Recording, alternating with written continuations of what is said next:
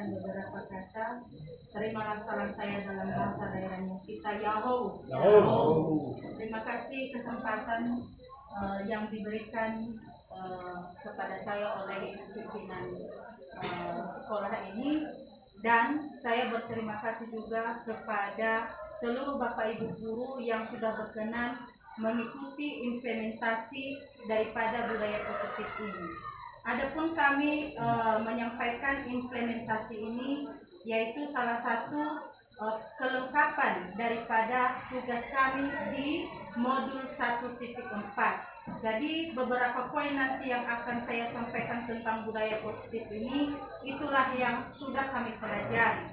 Dan saya boleh berdiri di depan Bapak Ibu guru semua bukan karena saya sudah mampu daripada menerapkan materi ini, tetapi saya menyampaikan bahwa saya masih belajar dan masih banyak pengetahuan yang belum saya ketahui. Maka untuk itu saya hanya menyampaikan semampu saya. Ketika ada nanti kelemahan saya dalam menyampaikan materi ini, saya mohon kepada Bapak Ibu semua memakluminya. Baik, saya mulaikan saja.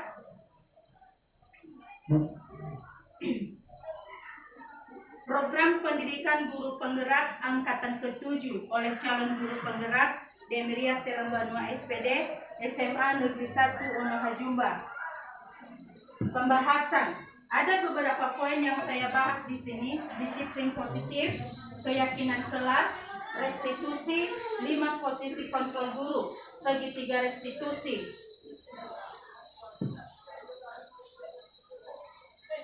Yang pertama tadi adalah disiplin. Di dalam budaya positif, kita akan menerapkan yang namanya disiplin. Jadi guru harus menggali potensi menuju kepada sebuah tujuan. Siapa yang akan kita gali potensinya? Yaitu siswa. Bagaimana cara kita menggali daripada potensi siswa adalah harus mengetahui setiap kemampuan daripada setiap peserta didik. Apa yang mau kita capai, yaitu contoh. Siswa itu ada banyak mereka yang belum menyampaikan atau mengeluarkan segala kemampuannya. Jadi Bapak Ibu guru di sana perlu mengetahui bagaimana cara supaya siswa kita itu dapat melakukan budaya positif itu atau menerapkannya di dalam kehidupannya melalui cara kita. Contoh, kita sadarkan mereka tentang tanggung jawab. Barangkali setiap siswa kita tanggung jawabnya sering terlalaikan atau tidak merasa bertanggung jawab. Contoh, ketika mereka mengambil sebuah buku teman mereka lalu tidak mengembalikan kepada teman dengan baik, nah itu adalah sudah lalai di situ. Jadi kita harus menunjukkan menggali potensi itu atau membiasakan mereka melalui budaya positif agar setiap siswa tersebut mampu mengikuti secara langsung atau secara sadar. Berikutnya tindakan yang mengacu pada nilai karakter. Nilai karakter ada beberapa poin, tapi tidak langsung disebutkan di sana. Misalnya tanggung jawab, disiplin, kejujuran. Dan hal-hal itu sudah sering Bapak Ibu guru melakukannya secara tak sadar. Dan apa yang sudah kami paparkan di sini Bapak Ibu adalah sudah ada atau sudah yang ada dari sebelumnya, dan itu juga sudah kita terapkan. Melalui apa? Misalnya melalui disiplin anak-anak, tanggung jawab yang kita berlakukan kepada anak-anak, peraturan yang akan kita jalankan selama ini. Itu sudah masuk di situ, tindakan yang mengacu pada nilai karakter. Jadi bagaimana itu semua, itulah yang selalu kita tangani selama ini. Kemudian bertanggung jawab terhadap apa yang dilakukan. Itu tadi yang saya katakan bahwa ketika peserta didik kita itu merasa tidak bertanggung jawab dengan apa yang sudah mereka lakukan, maka kita sadarkan mereka dengan cara kita tersendiri. Bapak Ibu semua sudah memiliki cara-cara tersendiri dalam hal menyadarkan setiap siswa dalam menumbuhkan rasa tanggung jawab tersendiri yang ada di dalam setiap pribadi siswa. Berikutnya, paham dan mengikuti suatu ajaran tertentu. Apa ajaran yang kita sampaikan? Contohnya tadi adalah tanggung jawab. Tanggung jawab itu merupakan ajaran yang diterapkan kepada peserta didik. Ini tetap harus kita implementasikan kepada mereka supaya mereka terus membudayakan itu. Tanggung jawab itu jangan melemparkan tanggung jawab kepada orang lain, sehingga kalau misalnya dia yang berbuat maka dia pula yang harus mempertanggungjawabkannya. Artinya mereka memahami itu apa yang sudah kita ajarkan. Berikutnya adalah keyakinan kelas. Jadi Bapak Ibu, keyakinan kelas ini saya sudah pernah share ini kepada Ibu pimpinan kita, akan saya berlakukan ini melalui mata pelajaran saya. Dan di kelas saya juga saya sudah berlakukan ini. Tapi tidak juga berkesalahan apabila seluruh Bapak Ibu guru wali kelas ataupun Bapak Ibu guru mata pelajaran melaksanakan keyakinan kelas ini. Jadi di sini ada beberapa poin keyakinan kelas, nanti ada contoh-contohnya. Yang pertama, bersifat lebih abstrak daripada peraturan yang lebih rinci dan konkret. Jadi di sini kalau peraturan selama ini yang kita berlakukan, misalnya siswa tidak boleh di luar kaki bajunya, apalagi siswa tidak boleh panjang rambutnya, itu kan peraturan. Atau contoh di dalam kelas, ketika keluar siswa misalnya berbondong-bondong berdiri di pintu, akan kita adakan peraturannya, maka kita kenakan sanksi berupa hukuman. Nanti kita tahu di sana nanti ada kontrol 5 kontrol tadi. Jadi maksudnya di sini keyakinan kelas ini supaya jangan terlalu menekan peserta didik dengan peraturan yang kita berikan. Nah, bagaimana contohnya supaya siswa itu mampu mengikuti keyakinan kelas, misalnya dibudidayakan budaya positif seperti mengembalikan buku pada tempatnya. Artinya ketika mereka mengambil buku, tidak lagi harus disuruh mengembalikan buku tersebut, tetapi kita budayakan seperti itu sama mereka. Misalnya mengembalikan buku pada tempatnya. Sering itu saya tanyakan kepada siswa ketika mereka mengambil tong sampah ataupun sapu di dalam kelas, mereka taruh di luar, maka tidak mereka pulangkan ke tempat semula. Nah, itu artinya kita budayakan budaya positif itu adalah sadar atau tanggung jawab mengembalikan barang pada tempatnya. Itulah salah satu contoh daripada keyakinan ini. Jadi di situ ada nilai-nilai kebajikan universal yang disepakati secara tersirat dan tersurat, lepas dari latar belakang suku, negara, bahasa maupun agama. Maksudnya di situ adalah nilai-nilai kebajikan itu termasuk kejujuran, disiplin, dan banyak lagi hal lain yang terkandung dalam nilai-nilai kebajikan ini. Itulah yang disebut tadi adalah budaya positif. Jadi ini tidak termasuk atau tidak terlepas daripada setiap latar belakang. Contoh ya, kita budayakan sama mereka disiplin. Bagaimana kalau dia muslim? Apakah kita pisahkan dia dari anak-anak yang lain? Tidak, Bapak Ibu. Kita harus samakan. Semua di sini di sekolah sering kita terapkan bahwa tidak ada perbedaan antara satu dengan yang lain. Itu adalah harus sama, tidak ada perbedaan mereka. Seperti itu kira-kira. Berikutnya adalah keyakinan kelas senantiasa dibuat dalam bentuk positif. Seperti yang saya sampaikan tadi bahwa keyakinan kelas kita buat sesuai dengan yang sudah dilakukan oleh anak-anak, dan itu adalah di bawah sadar mereka. Bagaimana hal positifnya seperti tadi kan, jangan kamu keluarkan kaki bajumu, itu peraturan dan itu keras. Nah, bagaimana budaya positifnya di situ? Jangan kalau boleh ya, kaki bajunya itu jangan ditaruh di luar atau dikasih di luar. Kalau pakai kata jangan itu adalah suatu keharusan. Jadi itulah merupakan budaya-budaya positif yang disenangi oleh siswa. Berikutnya, semua warga kelas ikut berkontribusi dalam pembuatan keyakinan kelas melalui curah pendapat. Seperti yang sudah saya lakukan beberapa kelas, saya tidak langsung membuat sendiri keyakinan kelas.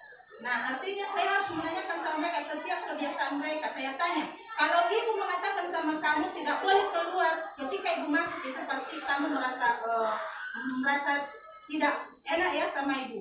Jadi bagaimana caranya supaya kita sepakati tidak boleh keluar masuk dulu ketika KBM itu berlangsung.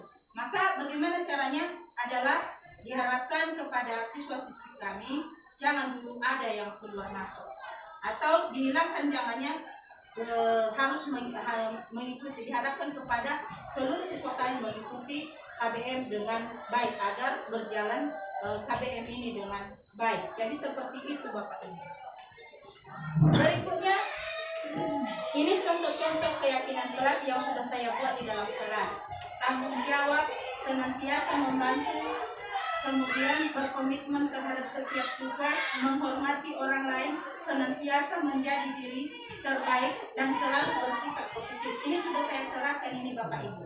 Kalau bisa Bapak Ibu terapkan ini dalam kelas, tidak berkesalahan, karena kita harus membudayakan kepada siswa ataupun di dalam pribadi kita semua tanggung jawab itu. Sering-sering ini disampaikan oleh pimpinan kita, bahkan saya sendiri pun sadar ada banyak kelalaian saya dalam hal tanggung jawab. Kemudian senantiasa membantu. Seluruh Bapak Ibu guru di sini juga tidak harus disuruh-suruh dulu, harus membantu, tidak. Jadi senantiasa membantu ini sudah budaya kita, tidak harus diminta dulu bantu saya, tidak. Jadi sudah kesadaran kita sendiri, itulah yang namanya budaya positif. Tidak harus disuruh-suruh. Kemudian berkomitmen terhadap setiap tugas. Kita di sini Bapak Ibu bukan hanya peserta didik kita, setiap kita memiliki tugas masing-masing. Jadi ada komitmen kita untuk mencapai sebuah tujuan. Seperti saya di sini, saya juga komitmen bagaimana supaya pembelajaran saya itu menyenangkan. Nah, saya kadang-kadang tidak mencapai itu, namanya juga kita manusia biasa. Demikian juga siswa, mereka juga berkomitmen harus menyelesaikan setiap tugas yang diberikan oleh Bapak Ibu guru. Jadi itulah contoh-contoh daripada keyakinan kelas yang akan dilakukan ataupun yang sudah sedang saya terapkan. Kemudian senantiasa menjadi diri terbaik. Senantiasa menjadi diri terbaik ini setiap kita juga memiliki maksudnya kemampuan yang berbeda-beda. Siswa juga demikian. Kadang-kadang siswa ketika menyampaikan pendapatnya atau memberikan pertanyaan, ada juga mungkin kita diantaranya tidak menerima setiap pendapat daripada setiap peserta didik. Tidak boleh. Kalau boleh pun kita semangati mereka, walaupun salah contohnya yang mereka sampaikan atau diantara jawaban mereka ataupun pertanyaannya, di sana kita adalah mentor, kita harus memperbaiki setiap kesalahan. Atau misalnya teman-teman kita, seperti saya pribadi, keseringan saya kalau misalnya berbicara dalam bahasa Indonesia kadang kurang tepat. Jadi Bapak Ibu guru di sana mengingatkan, oh tadi Ibu salah menyampaikan. Jadi begini yang betulnya, bukan kita memojokkan. Nah, peserta didik juga demikian. Kalau misalnya langsung kita tekan siswa atau kita pojokkan dia semakin menurun pengetahuannya, dia semakin tidak mau berusaha lagi. Katanya nanti dalam hati, oh guru itu selalu mengejek saya, ya udahlah walaupun saya tahu, udah saya diam saja. Jadi di situ kita bekerja Bapak Ibu untuk menggali setiap potensi itu. Itulah yang disebut keyakinan kelas. Kemudian selalu bersikap positif. Selalu bersikap positif ini maksudnya kita tidak boleh berpikiran negatif terhadap orang lain. Apapun itu kita harus tetap bersikap positif. Dan itu yang akan kita ajarkan kepada peserta didik. Kelima adalah posisi kontrol guru. Nah ini kita tadi. Jadi yang pertama ini adalah penghukum. Contoh, penghukum ini sering kita lakukan kepada peserta didik. Contoh seperti saya kalau piket, ketika mereka terlambat saya hukum, saya pukul, atau mungkin saya suruh berdiri, itu sudah kita hukum. Masuk di sini posisi kontrol kita di situ adalah poin hukum ya, penghukum. Jadi sebenarnya bukan tidak dibolehin, ini di dalam bakca nanti akan saya tampilkan nanti ke depan ini, itu boleh, tapi bagaimana caranya kita supaya penghukum ini jangan langsung memukul, artinya kita berikan konsekuensi. Apa konsekuensinya? Nanti ada berupa dialog, seperti ya, misalnya kenapa kamu terlambat, apa masalahmu, kita harus tanya-tanya sehingga nanti menyadarkan siswa itu. Nah bagaimana kalau misalnya kamu lagi apa konsekuensi yang harus diberikan, nanti dia sendiri yang akan menjawab itu. Jadi kenapa kita harus melakukan seperti ini? Supaya meringankan beban setiap siswa itu, jangan terus tertekan batinnya sehingga dia tetap semangat. Berikutnya adalah membuat merasa bersalah. Ini sering-sering ya, secara tidak langsung semua kita akan melakukan ini. Dan ini juga saya contoh ini kepada ibu pimpinan kita, sering-sering dia menyampaikan dialog ini kepada peserta didik yang ada masalahnya. Di titik ini sering kita mengetahui banyak sebenarnya masalah setiap siswa, bukan hanya Bapak Ibu guru. Nah, apa yang perlu kita lakukan dalam membuat merasa bersalah ini? Contoh, siswa mungkin sudah mencuri di dalam kelas atau mengoyak absennya, itu sudah terjadi. Kita harus tanya apa penyebabnya. Kita harus buat berupa dialog sehingga nanti siswa itu merasa bersalah dan menyadari akan kesalahannya dan terus minta maaf dan tidak lagi melakukan hal itu. Ini sudah sering Bapak Ibu lakukan, dan itu juga yang akan kita terapkan kepada peserta didik kita. Kemudian guru sebagai teman kepada peserta didik, betul. Di sana kita adalah teman bagi peserta didik, bukan musuh. Itu kenapa seperti itu? Di sini yang diajarkan sama kami, ketika siswa itu mau dekat sama kita, kita tidak boleh menjauh dari mereka. Kita harus gandeng mereka. Ini saya lihat ini ada maksudnya ya, ini dimiliki oleh Ibu Evi. Ini suka berbaur dengan siswa, itu bagus Bapak Ibu. Karena kenapa? Dengan dekatnya siswa kepada kita, mereka semakin keluar bakatnya, mereka semakin menampilkan apa yang mereka maksudnya apa yang mereka sudah minati. Jadi mereka langsung bisa mengimplementasikannya. Contoh ya, mereka selama ini nggak bisa berbicara, nggak berani tampil di depan umum. Dengan mereka dekat dengan kita. Baik, selamat pagi Aldo. Selamat pagi Bu. Bagaimana kabarnya? Baik Bu. Apakah kamu sehat-sehat saja? Puji Tuhan sehat-sehat aja Bu. Oke, baik, terima kasih. Jadi Aldo, Ibu memanggil kamu ke sini itu bukan karena ada sesuatu atau mungkin ada masalah. Jadi Ibu sengaja memanggil kamu di sini ingin menanyakan tentang bagaimana kasus kamu sebelumnya. Bagaimana perasaan tadi ketika Ibu panggil kamu? Biasa Bu, karena udah siap di proses masalahnya. Oh gitu, oke baik.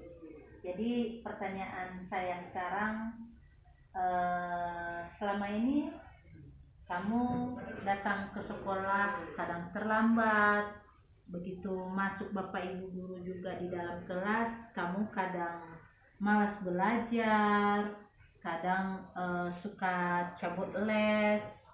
Jadi ada banyak ya masalah kamu di sekolah ini. Nah, salah satunya Aldo, kamu sering datang ke sekolah terlambat. Kira-kira apa penyebabnya kamu datang ke sekolah itu sering terlambat? Karena terlambat bangun. Terlambat bangun. Tidak ada alasan lain selain terlambat bangun? Enggak ada, paling kalau rusak motor. Itu rusak motor. Ya. Jadi penyebabnya nanti kamu datang terlambat ya ke sekolah. Ada tidak kerja lain yang membuat kamu itu malas belajar? Enggak ada Bu. Enggak ada. Tapi kamu tidak malu ya kalau misalnya Bapak Ibu guru memanggil kamu karena kasus kamu sering terlambat? Malu. Malu sama siapa? Sama kawan-kawan Bu di depan. Sama kawan-kawanmu. Kalau sama Bapak Ibu guru bagaimana? Malu juga Bu. Malu juga. Tapi terus kamu budayakan itu? Enggak Bu. Enggak. Mau bertobat? Mau Bu. Mau Mau berubah. Mau berubah. Caranya bagaimana? Belajar untuk tidak terlambat lagi. Belajar untuk tidak terlambat lagi. Caranya dari rumah? Tidak lama tidur. Tidak lama tidur ya. Berarti diusahakan cepat bangun ya pagi-pagi itu. Iya Bu. Apa saja pekerjaanmu sehingga kamu itu terlambat bangun dan datang ke sekolah sering terlambat? Lama tidur Bu, karena ngegame Bu. Lama tidur. Kira-kira bisa nggak ya kalau misalnya tidur di malam hari itu mulai dari jam 9 sehingga besok paginya bangun tepat waktu, misalnya jam 5 sehingga ke sekolah di sini datang tepat pada waktunya? Bisa Bu. Diusahakan. Oke, baik. Jadi semoga ke depannya mulai besok kamu tidak lagi datang terlambat ke sekolah. Iya. Usahakan ya. Iya Bu. Oke. Nah, sekarang pertanyaannya, di kelas juga kamu sering bolos, sering tidak mau belajar, bahkan ngantuk. Penyebabnya itu apa, Aldo? Karena perbedaan apa Bu? Suasana ngajar. Perbedaan suasana ngajar. Kenapa? Di sana ibaratkan kayak nggak diperhatikan, cuma disuruh cari sendiri. disuruh cari sendiri. Kalau di sini bagaimana? Di sini ngajar kayak ibaratnya kayak terkekang. Terkengkang. Kenapa? Karena nggak ada kebebasan untuk bersuara. Nggak ada nggak dibebaskan sama bapak ibu guru kan. Biasanya kalau ngajar itu guru kan memberikan contoh, lalu diamati. Setelah sudah diamati lalu disuruh apa yang kamu tahu tentang materi itu. Dan ada juga waktu ruang diskusi kan? Ada. Ada. Saya rasa itu sama. Cuma kami apa Bu di sana nggak pernah apa Bu, nggak pernah ngajar buruan, cuma nengok-nengok aja. Nengok-nengok aja. Bagaimana bisa kamu belajar itu kalau gurunya tidak mengajar, hanya nengok-nengok aja? Karena apa Bu? Karena ibaratnya kita merdeka kan di sana. Di tahap merdeka pun itu wajib gurunya punya modul. Dia pasti memberitahukan contoh-contoh yang harus dia ajarkan, mulai dari materinya apa. Masa gurunya hanya nengok-nengok saja? Cuma kalau nggak tahu kan bertanya. Tapi buat Aldo, apapun ceritanya jangan dijadikan suatu alasan. Iya. Jadi kita sebagai murid yang kreatif harus pengen tahu, pengen belajar. Bukannya itu kerjamu di kelas tidur, keluar, cabut les, lalu ditanya banyak alasan. Nah inilah, jangan disamakan dengan di sana dan di sini. Dan saya rasa setiap guru itu pasti sama ya. Iya. Gitu. Jadi apakah kamu masih mau melanjutkan perbuatan ini? Enggak Bu. Enggak. Mau berubah? Mau diusahakan untuk belajar sama niat berubahnya ditinggikan. Oke. Jadi bagaimana kalau misalnya besok-besok terulang lagi kayak yang sebelumnya, malas lagi belajar, padahal sebentar lagi lo tamat kamu? Enggak lagi Bu. Enggak lagi. Enggak Berubah. diusahakan, nggak diulangi lagi. Oh, diusahakan, hanya diusahakan, tidak 100% berubah gitu ya. Ikut prosesnya aja Bu. Ikut prosesnya.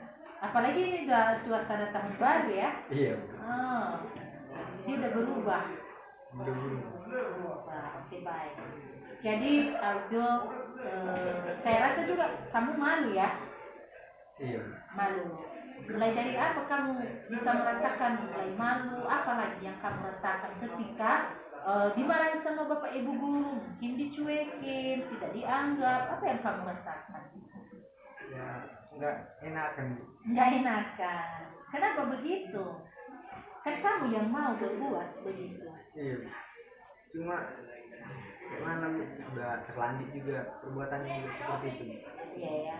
Jadi dengan sudah dibuat seperti itu sama bapak ibu guru, apa tindakan yang mau kamu lakukan? Tindakannya saya usahakan mau kembali lagi mengambil hati mereka. Mau belajar. Dengan cara? Belajar. Enggak, dengan cara? Patuh. Ada enggak kamu minta maaf sama bapak ibu gurumu? Enggak ada.